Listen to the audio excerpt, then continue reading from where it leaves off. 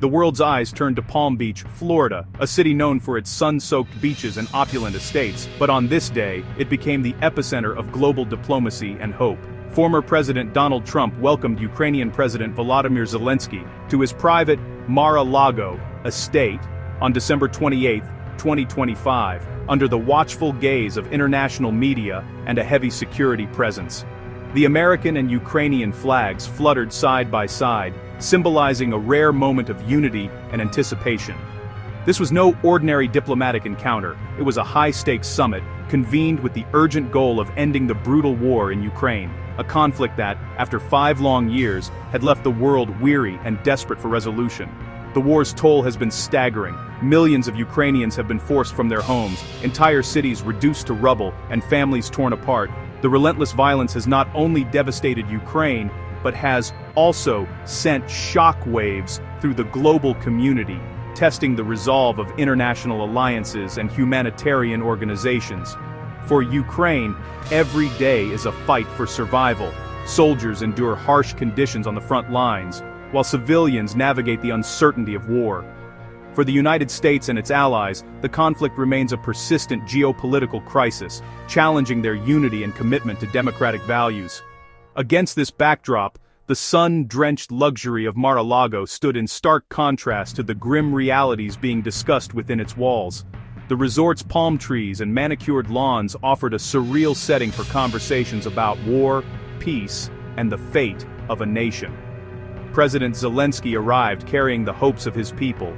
As a leader under siege, he faced the daunting task of seeking a path to peace, one that would not compromise Ukraine's sovereignty or dignity.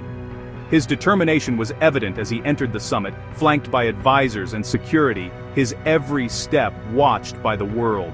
Around the globe, millions tuned into live broadcasts, aware that the outcome of this meeting could shape the future of Europe and the world. Newsrooms buzzed with speculation, and families in distant countries watched anxiously, hoping for a breakthrough that could finally bring an end to the suffering.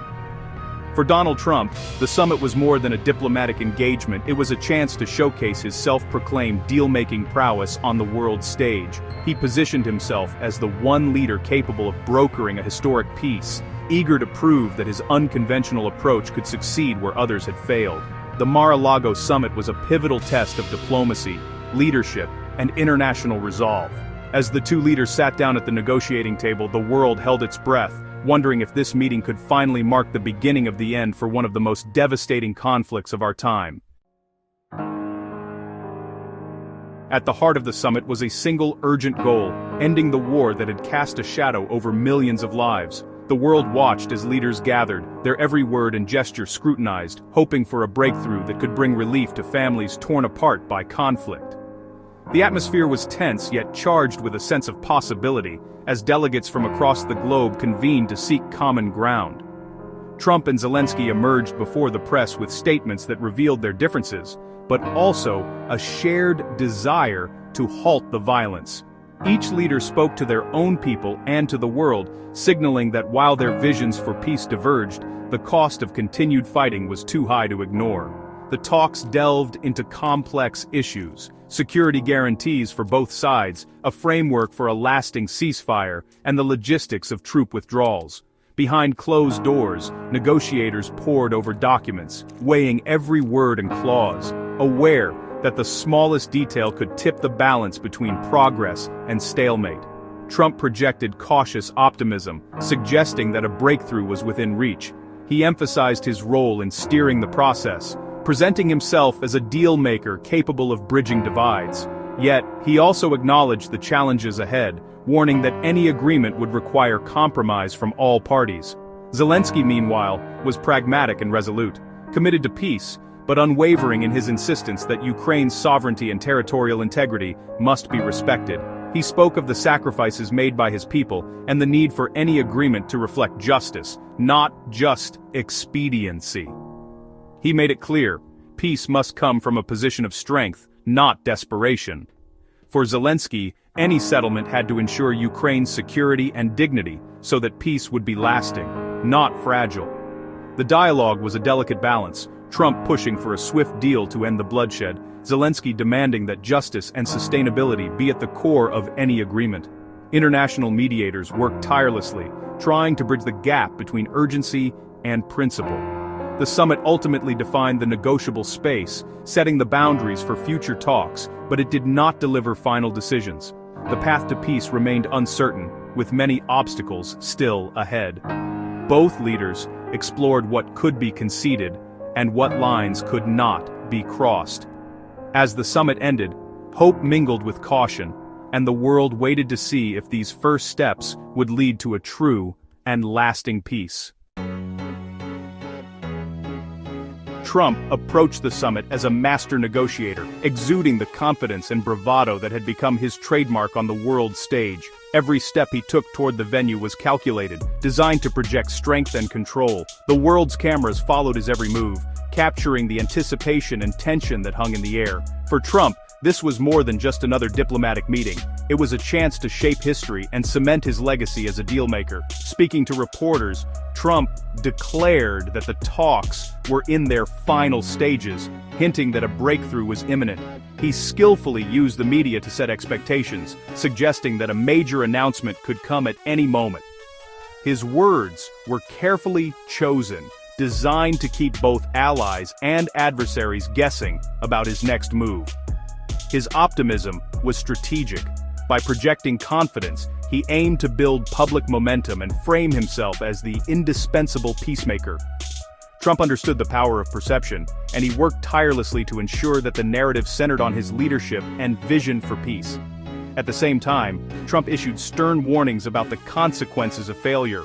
He cautioned that if a deal wasn't reached, the world could face dire repercussions, adding a sense of urgency and gravity to the negotiations. This tactic put pressure on all parties to come to the table and find common ground.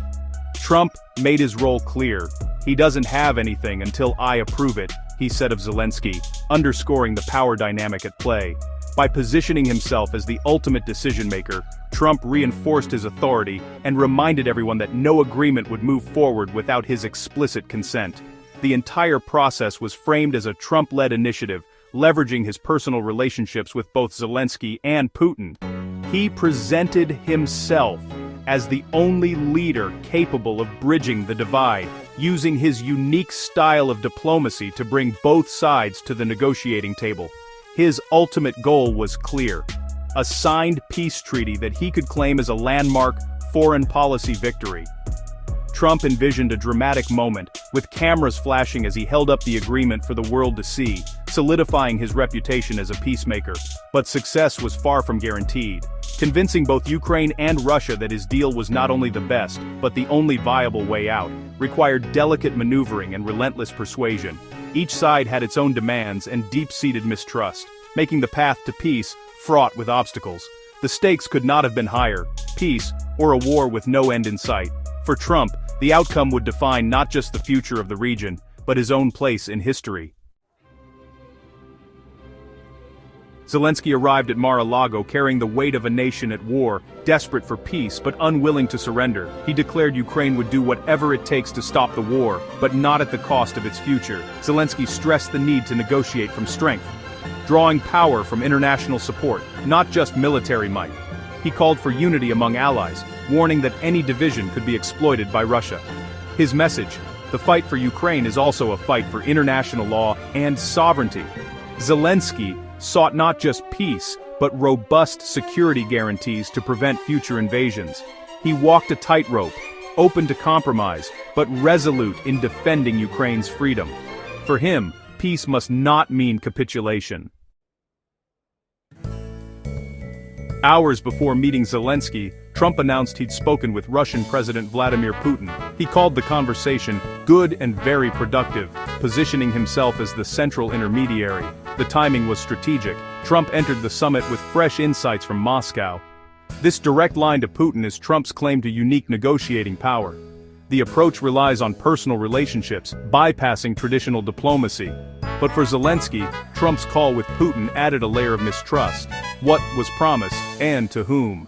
The process now hinged on the chemistry and trust between three leaders. Trump's balancing act: maintain Ukrainian trust while engaging the architect of the invasion. The summit unfolded under the shadow of a massive Russian assault on Kyiv. Just a day earlier, hundreds of drones and missiles struck the capital, killing and injuring civilians and shattering any sense of safety. The attack was a brutal reminder that even as leaders talked peace, war raged on. Zelenskyy linked the timing to the summit, calling it a message from Putin's regime. For Ukraine, the assault hardened resolve and deepened skepticism about Russia's intentions. The violence underscored the urgency of security guarantees in any deal.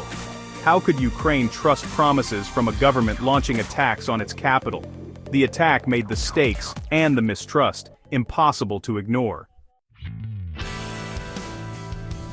Trump's Mar-a-Lago team signaled the summit's seriousness. Secretary of State Marco Rubio handled the diplomatic framework, while Secretary of War Pete Hegseth focused on military logistics and security guarantees. Special Envoy Steve Witkoff and Jared Kushner, both trusted Trump confidants, brought a dealmaker's perspective and back-channel experience.